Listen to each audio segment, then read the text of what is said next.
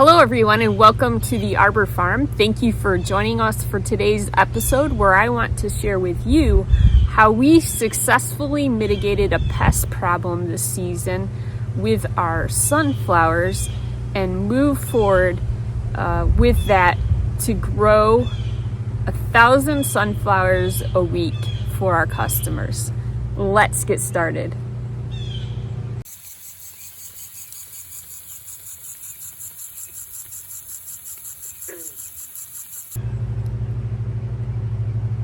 So we started out the season knowing that we would need 1,000 sunflowers a week. We have grocery store customers, we do a roadside stand, and we also serve local flower shops. And so with all of that combined, we knew that we needed 1,000 sunflowers a week. So to keep that up, we succession planted 1,000 sunflowers a week. And to start out the season, we just simply direct seeded them right into the ground. So that means that after our last frost date, we could start planting outside, and we took the seeds and we directly seeded those into the soil, planting 1,000 a week. And we were successful. As time went on, we started to realize that there was a problem.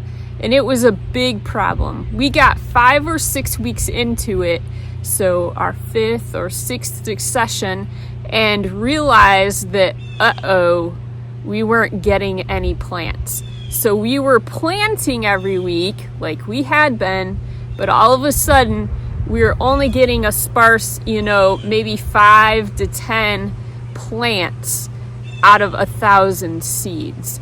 And that was not going to be okay. So we quickly had to figure out what the problem was.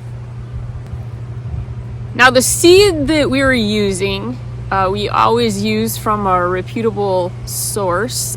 We generally buy our seed from Johnny's, and I'm not paid to tell you that. There is no compensation, but I'll just tell you because we feel like they're a good resource for seed. And so we use their seed for most everything that we grow. And so I knew that their seed was sound and probably was not the problem. But I called them and I said, hey, look, here's what's going on. I was planting along and then all of a sudden it's not working. Did I get a bad batch of seed? And so they looked into that for me, and there was no other complaint, no other problem reported with the kind of seed that we were using. So we would switch from variety to offer different options for our customers, so we're not always having, an orange sunflower with a black center. We would have different varieties, different colors throughout the season. And so I didn't know if perhaps I came upon a bad batch of seed. But with my phone call with them, it was confirmed that, nope, that's probably not the problem. Then the second thing I thought about is, what about the soil? Is there anything in the soil that could be causing my seed not to grow? And I couldn't come up with anything. The soil was the same, adjoining the prior successions that I had planted, and so I didn't think that the soil was the problem.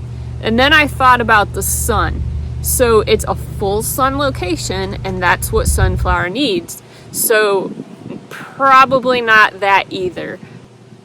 And as time went on, I knew I needed to move quickly to figure out what the problem was.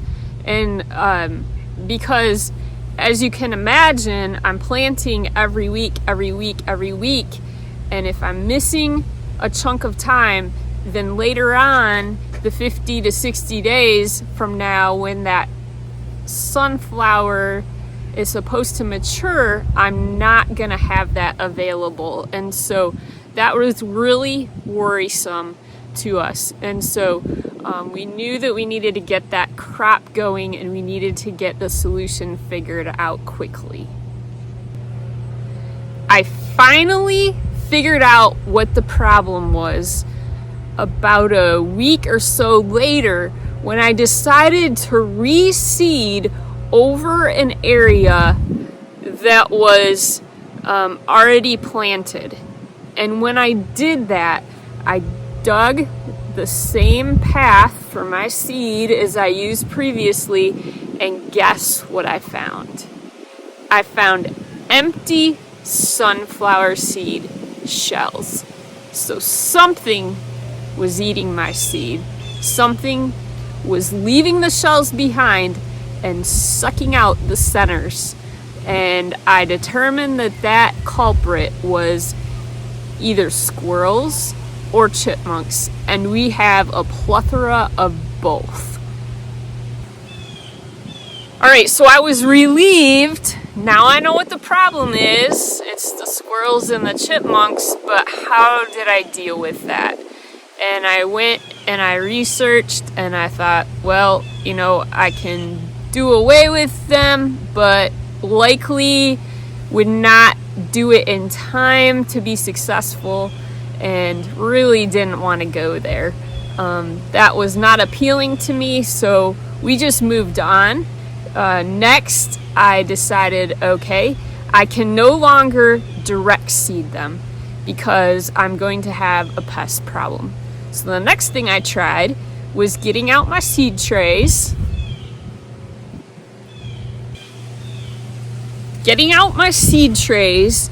and getting out my seeds, and then planting them into the cell trays and keeping them watered.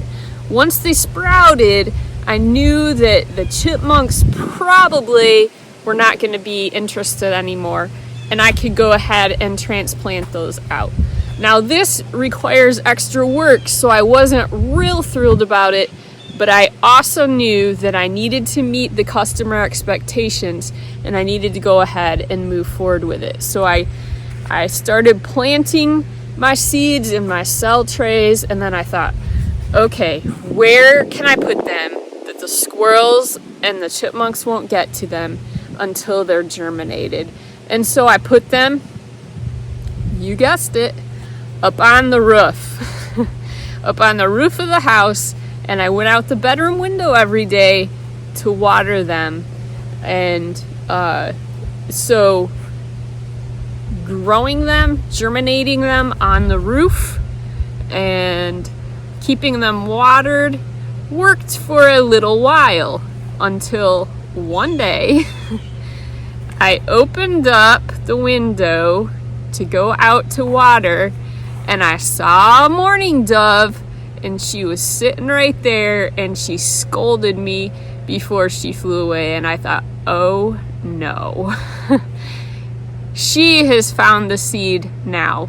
And sure enough, I went and looked, and all of the seed that I had planted and put out on the rooftop that had not germinated, she had eaten. So I thought the rooftop was going to be a safe solution because we don't have any trees overhanging our house, so the chipmunks and the squirrels weren't going to be able to easily get on top of it. But the mourning doves found it, and the mourning doves love sunflower seed. So I was back to the original idea of, okay, I need to get these growing, and I need to figure it out fast. So here's what I did next.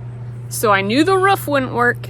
I knew I couldn't direct seed them, but I needed to get them growing, and I needed to protect them from now birds, chipmunks, and squirrels. And oh, by the way, we also have deer pressure, so I need them protected from the deer. But so far as I knew, the deer weren't a problem. So I went with the idea, planting them into my seed trays, and then I came up with an idea to use some scrap wood that we had laying around and put a frame together with that scrap wood. So I made an easy frame, and I'm gonna turn it around here and show you what that looks like. So here's the frame that I built, and these are just some scrap 2x6s that we had laying around. You could use probably even a 2x4 or whatever scrap wood that is available to you so that you don't have to put a lot of cost into it. And then I simply just laid my trays inside that frame. And I happen to have an extra window screen laying around. If you don't have an extra one laying around, you could take one out of your bedroom window, I suppose. But then I just put the screen right on top.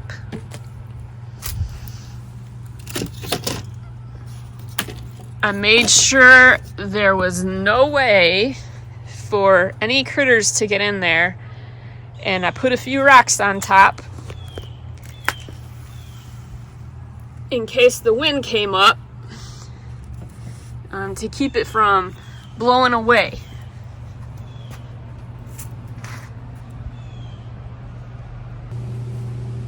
So that worked for us. I was able to continue the season growing sunflowers.